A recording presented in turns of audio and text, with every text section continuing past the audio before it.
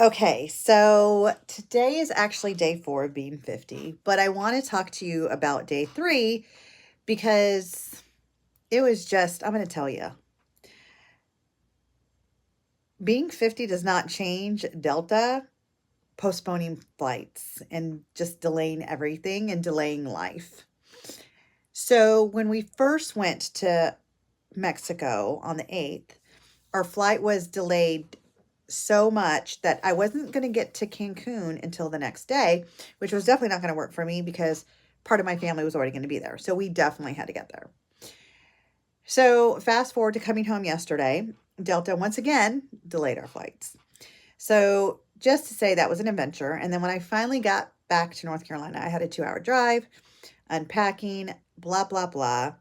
So that is what my day 3 and 50 look like. But I'll tell you this. When I stop to reflect on what do delays mean, delays aren't permanent. They are really just a way of slowing us down, taking a moment. What's the gift in it? How do we find the gift? And here's the gift I found in the delay of going. Number one, I'm always going to find a solution. I'm just solution driven. So I pretty much am always going to find a solution. But more so, here's the gift. Years ago, I could never have even dreamt of affording taking all my kids on a trip like this. And the fact that I have changed my life, changed what I do, created my husband and I together have created a living that we can afford to take 10 people flying to another country. It's just that in itself, I was so grateful for. And so that's the gift I found on day 1 of all the delays. The gift I found yesterday is I didn't have a 5-hour layover in an airport because our layover actually happened before we even got on a plane. So that was actually really great. So I really wanted to just pop on here today to pretty much, like I said, just go on my little rant about each day and what I'm learning. And my day 4, I'm taking time to really focus on what's important.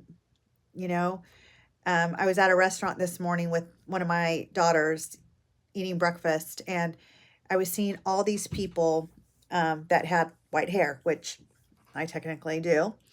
Thank God for color. And I remember when I was little, I would think, wow, these people are really old. Like if you had gray hair, we were like thinking that you were grandma. So I was curious, how old are these people really? And how many people in their late 60s or early 70s, late 70s really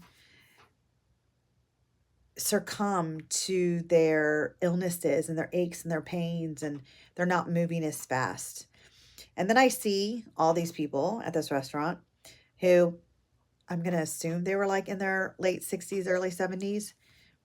They're in yoga pants. They're in like tracksuits. They are moving and grooving. And so age is inevitable. Like it's going to happen. It's what do we want to do each year? How do we want our body to be? How do we want to move? And so I realized that I want to be one of those people that are moving and grooving. Maybe not in a tracksuit, but maybe my yoga pants. You know, I could stretch some yoga pants when I'm 70. I'll be okay with that. Um, but yeah, it's just again just a reflection of, time's moving, and what do I want my longevity to look like on this earth? Because it really has come that, I mean, the odds are I probably lived most of over half of my life, but who knows? Maybe I'll make it to 100. Regardless of what age I make it to, I just want to make every day count.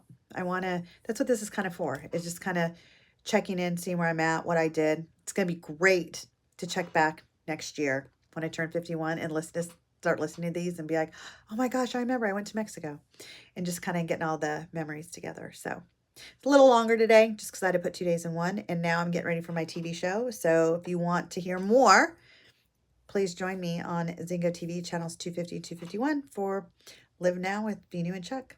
See you tomorrow.